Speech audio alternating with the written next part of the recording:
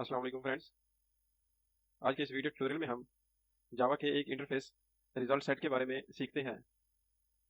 Result set जावा की libraries के अंदर एक इंटरफेस है।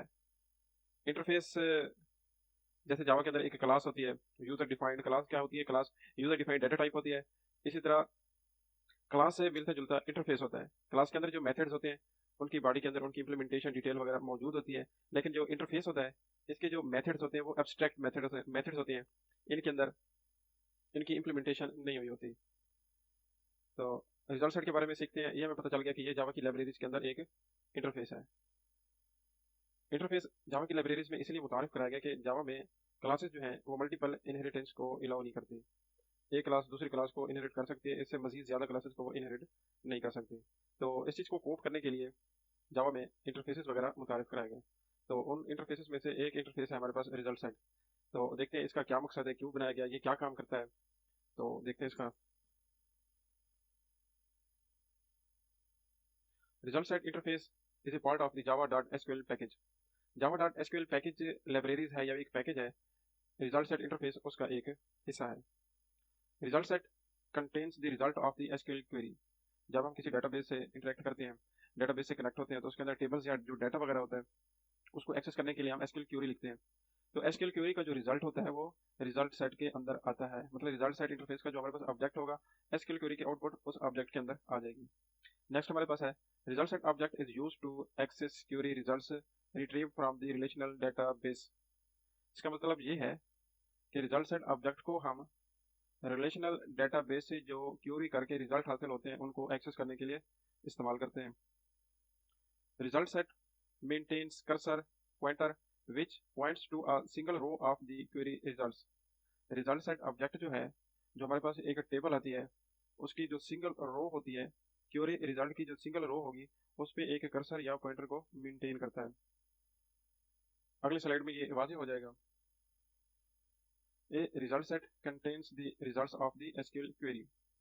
तो रिजल्ट सेट में जो रिजल्ट होता है वो क्या होता है, एक टेबल, रोज, जिस टेबल की शक्ल में होता है जिसमें रोज और कॉलम होते हैं, represented by a table with rows and columns, maintains a cursor pointing to its current row of data. इसमें एक कर्सर होता है जो करंट रो के डाटा को पॉइंट कर रहा होता है। First row has index 1। Result set के अंदर जो पहली रो होगी उसका जो इंडेक्स होगा वो 1 होगा। आमतौर पर अरेज में हमने देखा था कि उनकी इंडेक्स जो है वो 0 से शो होती है, लेकिन जो रिजल्ट सेट होगा इसकी जो पहली रो होगी उसका जो इंडेक्स होगा वो 1 होगा। ये एक मिसाल शो की गई है यहाँ पे। यहाँ पे आप देख सकते हैं कि ये सारा हमारे पास क्या है, ये सारा एक रिजल्ट सेट है। मतलब ये एक रिजल्ट सेट का ऑब्जेक्ट है। और यहाँ पे आप देख सकते हैं कि ये हमारे पास एक पॉइंटर है जो पहली रो से भी पहले पोजीशन है, इसलिए ये 0 इंडेक्स पे है। और यहाँ पे जो हमारी पहली रो है ये हमारी 1 इंडेक्स पे है। तो ये एक हमारे पास रिजल्ट सेट का ऑब्जेक्ट आ गया। इस तरह का रिजल्ट सेट का ऑब्जेक्ट होता है जिसके अंदर रोज होती हैं, इसमें 3 रोज हैं और 4 कॉलम है। तो ये जो चीज़ हमें हासिल होती है ये हमारे पास एक रिजल्ट सेट है। और इसको हम कैसे हासिल करते हैं, एसक्यूएल क्वेरी को रन करके, एग्जीक्यूट करके। नेक्स्ट इसमें इसकी दो टाइप्स हैं वो देख लेते हैं। एक डिफॉल्ट रिजल्ट सेट होता है हमारे पास, एक होता है अपडेटेबल एंड स्क्रोलेबल रिजल्ट सेट। जो डिफॉल्ट रिजल्ट सेट होता है इसको देख लेते हैं ये क्या काम करता है। ये default result set object is not updatable and has a cursor that moves forward only. Default result set का जो ऑब्जेक्ट होगा इसको हम अपडेट नहीं कर सकते, और इसमें एक कर्सर जो है सिर्फ वो एक ही डायरेक्शन में, फॉरवर्ड डायरेक्शन में मूव करेगा।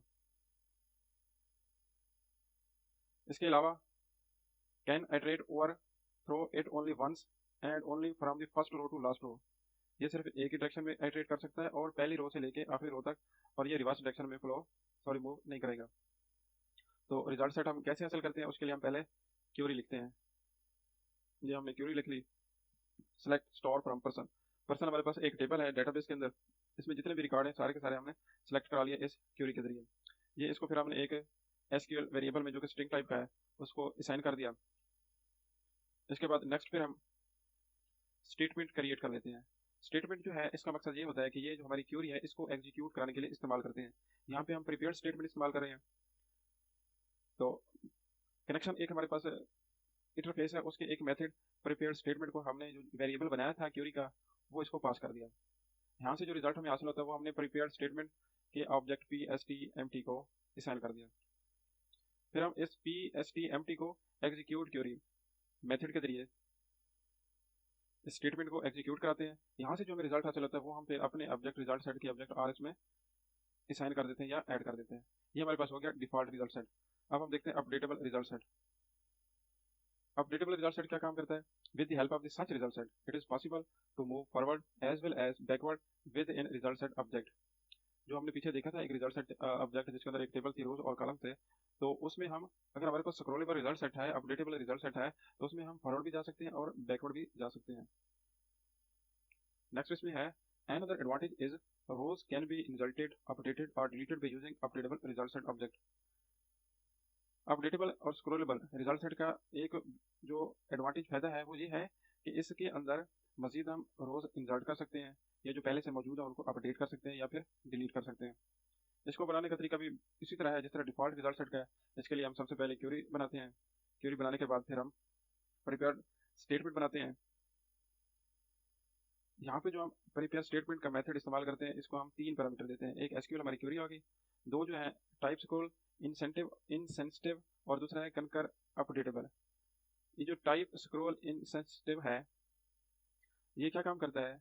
ये हमारे रिजल्ट सेट के ऑब्जेक्ट को स्क्रॉलेबल बना देता है। ये एक कांस्टेंट है जो रिजल्ट सेट इंटरफेस के अंदर मौजूद है, उधर इसको डिफाइन किया गया है।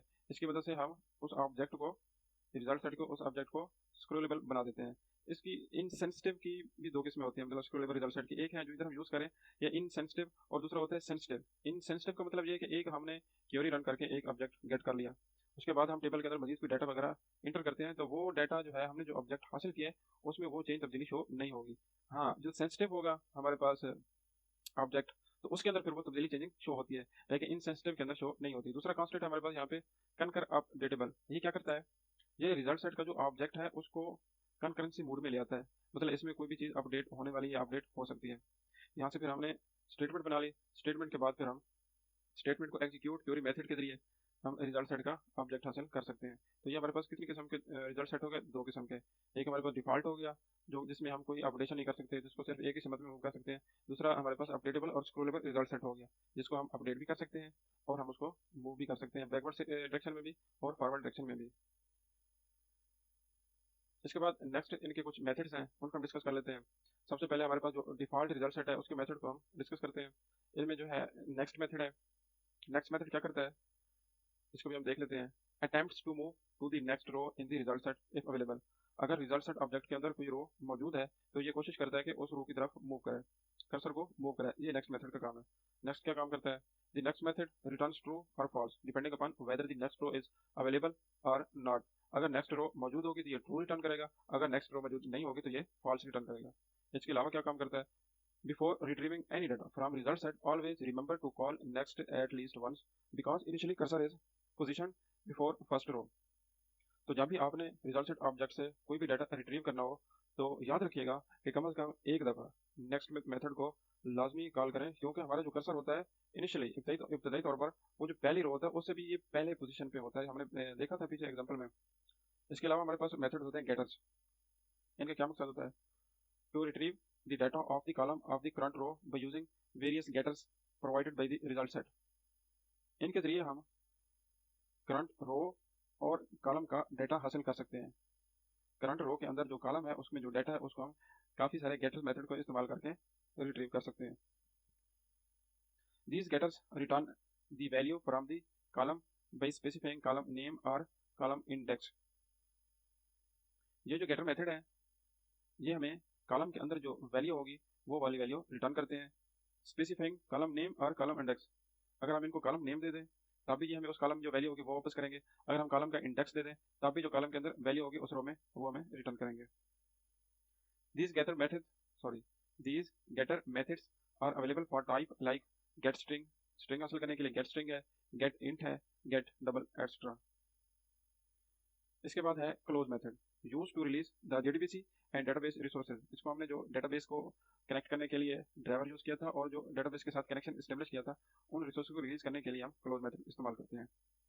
The result set is implicitly closed when the associated statement object executes a new query और close by method call. Result set का जो ऑब्जेक्ट होता है वो जब स्टेटमेंट का ऑब्जेक्ट किसी और क्यूरी को एग्जीक्यूट करता है तो वो इम्प्लिसिटली क्लोज हो जाता है, या फिर हम जब मेथड को कॉल करेंगे तब भी वो ऑब्जेक्ट क्लोज हो जाएगा। नेक्स्ट देखते हैं, नेक्स्ट क्या चीज़ है। नेक्स्ट भी अभी मेथड रहते हैं प्रीवियस मेथड। ये क्या काम करता है, पहले हमने नेक्स्ट मेथड को देखा है, अब हम प्रीवियस मेथड को देख लेते हैं। Moves the cursor to the previous row in the result set object if available.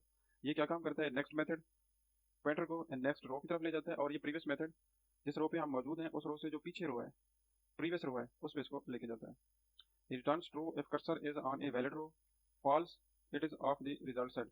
अगर कर्सर वैलिड रो पे है तो ट्रू रिटर्न करता है, अगर वो वैलिड रो पे नहीं है तो ये फॉल्स रिटर्न करता है। Throws exception if result set type is type forward only. अगर रिजल्ट सेट की टाइप फॉरवर्ड ओनली होगी तो ये फिर एक्सेप्शन थ्रो करेगा। अब हम इसकी एक एग्जांपल देख लेते हैं। लेट अस सी एग्जांपल। अब हम अपना प्रोग्राम लिख लेते हैं। यहाँ पे हमने डेटाबेस से कनेक्ट होना है, जो कि एक एमएस एक्सेस के अंदर हमने एक डेटाबेस बना लिया है, पहले से मैंने बना लिया है। पर्सन इन्फो, उसके अंदर एक क्लास टेबल है जिसका नाम है पर्सन, उससे हम कनेक्ट होंगे। तो किसी भी डेटाबेस से कनेक्ट करने के लिए 8 स्टेप्स होते हैं। सबसे पहला जो स्टेप होता है वो होता है import package, Java dot SQL dot star package. उसको हम क्या करते हैं, इंपोर्ट करते हैं। पहला स्टेप हमारे पास ये हो गया, इसको हमने इंपोर्ट कर लिया।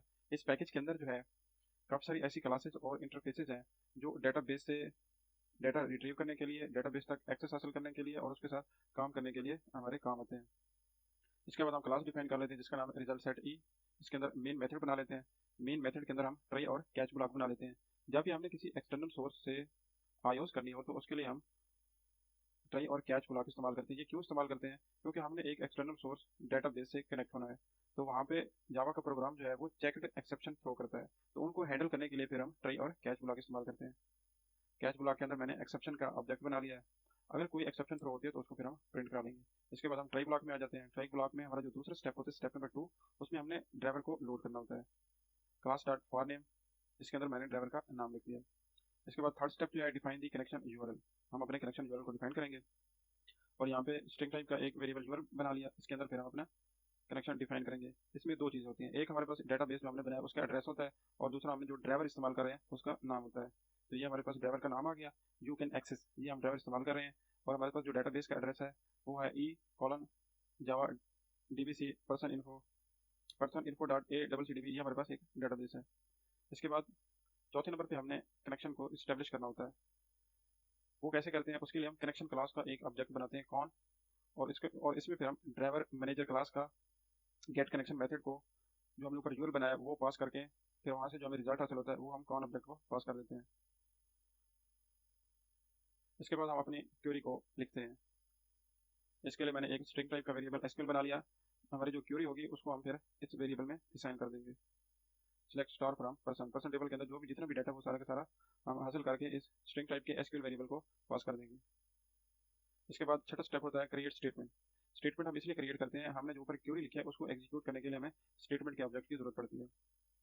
तो यहाँ पे हम प्रीपेयर्ड स्टेटमेंट इस्तेमाल कर रहे हैं। ये मैंने पिछली वीडियोस में बताया था कि प्रीपेयर्ड स्टेटमेंट और सिंपल स्टेटमेंट और कॉलेबल स्टेटमेंट में क्या फ़र्क है। आप अगर आपको दिलचस्पी आप देखना चाहते हो तो मैं ऊपर आई लिंक में उनका लिंक दे दूंगा, तो आप वहाँ से देख लीजिएगा। यहाँ से हमने प्रीपेयर्ड स्टेटमेंट का एक ऑब्जेक्ट बना लिया पी स्टेटमेंट, और इसको हम कनेक्शन क्लास के मेथड प्रीपेयर स्टेटमेंट को कॉल करके जो हमने ऊपर एसक्यूएल बनाई है वो इसको पास कर देंगे प्रीपेयर स्टेटमेंट मेथड को, और यहाँ से जो हमें आउटपुट रिटर्न होगी वो हम पी स्टेटमेंट ऑब्जेक्ट को असाइन कर देंगे। यहाँ पे जो प्रीपेयर स्टेटमेंट का मेथड है इसको हम 3 पैरामीटर पास कर रहे हैं। एक एसक्यूएल जो ऊपर हमने क्वेरी बनाई थी वो है, दो हमारे पास कांस्टेंट है, एक टाइप स्कोर सेंसिटिव और दूसरा है कनकर अपडेटेबल। इनके बारे में पीछे स्लाइड में बता चुका हूँ, अगर समझ नहीं है तो दोबारा आप पीछे इसको बैक करके दोबारा सुन सकते हैं। इसके बाद अब हम रिजल्ट सेट जो हमारे पास एक इंटरफेस है उसका ऑब्जेक्ट आरएस बना लिया। अब हमने ऊपर जो स्टेटमेंट बनाई थी उस स्टेटमेंट को इस्तेमाल करके हम एग्जीक्यूट क्वेरी के मेथड को कॉल करेंगे। वहाँ से जो हमें रिजल्ट रिटर्न होगा वो हम रिजल्ट सेट के ऑब्जेक्ट आरएस को पास कर देंगे। तो इस तरह हमने रिजल्ट सेट का ऑब्जेक्ट आरएस गेन कर लिया। अब हमें इसके साथ जो हमारे पास रिजल्ट आ गया, आरएस ऑब्जेक्ट आ गया, इसके साथ हम प्रोसेस करते हैं। इस ऑब्जेक्ट में हम ये मतलब हमारे पास एक टेबल आ गई पूरी की पूरी। इसमें हम नेक्स्ट मेथड और प्रीवियस मेथड दोनों को इस्तेमाल करके चेक करेंगे कि हमारा कर्सर आगे भी फॉरवर्ड भी मूव करता है या रिवर्स भी मूव करता है कि नहीं करता। तो यहाँ पे हम नेक्स्ट मेथड को कॉल करेंगे। नेक्स्ट मेथड जो है हमारे पास जो रो होगी पहली रो उस पर चला जाएगा। वो मैं आपको दिखा देता हूँ। हमारे पास जो डेटाबेस है इसमें जो हमारे पास पहली रो है उसमें आप देख सकते हैं नेम नासिर है, तो हमारा जो कर्सर है यहाँ से आईडी नेम वाले जगह से हट के यहाँ पे पहली रो पे आ जाएगा जब हम और इस नेक्स्ट मेथड को कॉल करेंगे। तो यहाँ पे हम एक स्ट्रिंग को टाइप कर लेते हैं, control C, sorry, moving cursor forward. यहाँ से हम बता देते हैं कि हमारा कर्सर जो है फॉरवर्ड मूव कर गया है। उसके बाद एक स्ट्रिंग टाइप का वेरिएबल नेम क्रिएट कर लिया मैंने, जो हमारी पहली रो में नेम कॉलम नेम वाले कॉलम में जो वैल्यू पड़ी है नासिर, इसको हम गेट कर लेते हैं गेटर मेथड की मदद से। यहाँ पे हमारे पास स्ट्रिंग टाइप का वेरिएबल है, तो गेट स्ट्रिंग मेथड को कॉल करके इसको हम गेट कर लेंगे और इसकी वैल्यू जो है नेम के जो स्ट्रिंग टाइप का वेरिएबल है उसको पास कर देंगे और फिर यहाँ से जो वैल्यू हासिल होगी उसको हम फिर प्रिंट करा लेंगे। इसके बाद नेक्स्ट को मेथड फिर दोबारा हम नेक्स्ट मेथड को कॉल कर रहे हैं। अब हमारा नेक्स्ट मेथड जो है पहले पहली रो पे था, इसके बाद ये दूसरी रो पे आएगा। यहाँ से भी हम जो दूसरी रो पे नेम है उसको भी हम पहली रो की तरह प्रिंट करा लेंगे। उसका कोड लिखते हैं, यहाँ पे एक दूसरा वेरिएबल डिक्लेयर किया, फिर इसको हमने वैल्यू असाइन कर दी जो हमें गेट स्ट्रिंग मेथड के जरिए नेम वाले कॉलम से हासिल होगी। और इसको फिर हम यहाँ पे ये भी लिख देते हैं कि हमारा कर्सर जो अभी फॉरवर्ड मूव कर रहा है। उसके बाद हम जो नेम वैल्यू हासिल होगी उसको हम प्रिंट करा लेंगे। इसके बाद हम प्रीवियस मेथड को कॉल करेंगे। प्रीवियस मेथड में हमारा कर्सर जो अभी दूसरी रो पे था यहाँ से ये वापस पहली रो पे चला जाएगा। तो हम यहाँ लिख देते हैं मूविंग कर्सर बैकवर्ड और यहाँ पे फिर हम दोबारा एक स्ट्रिंग टाइप का वेरिएबल डिक्लेयर करते हैं और इसको वैल्यू साइन करते हैं जो हमारा बैकवर्ड पे जाता है हमारा कर्सर। तो वहाँ पे जो नेम की वैल्यू होगी वो हम यहाँ पे गेट करके शो करा देंगे। और लास्ट में जो हमारा 8वां स्टेप होता है उसमें हमें कनेक्शन को क्लोज करना होता है। तो यहाँ से हमारा ये कनेक्शन क्लोज हो जाएगा। तो अब हम इसको कंपाइल और एग्जीक्यूट करके चेक करते हैं।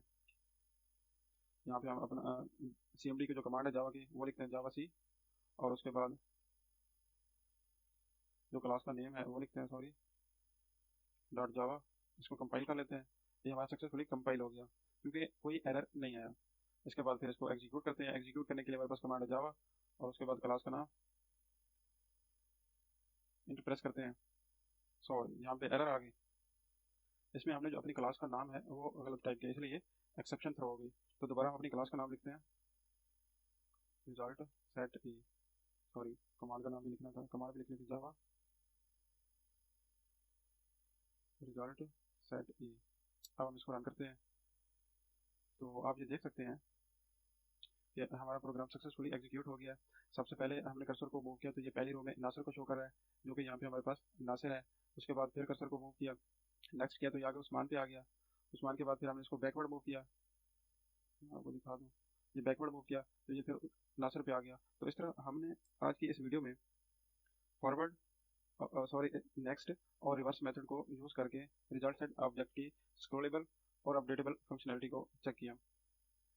अगर इसमें किसी किस्म की कोई समझ ना आ रही हो या कोई मसला हो तो आप कमेंट सेक्शन में कमेंट करके पूछ सकते हैं। वीडियो देखने का बहुत शुक्रिया।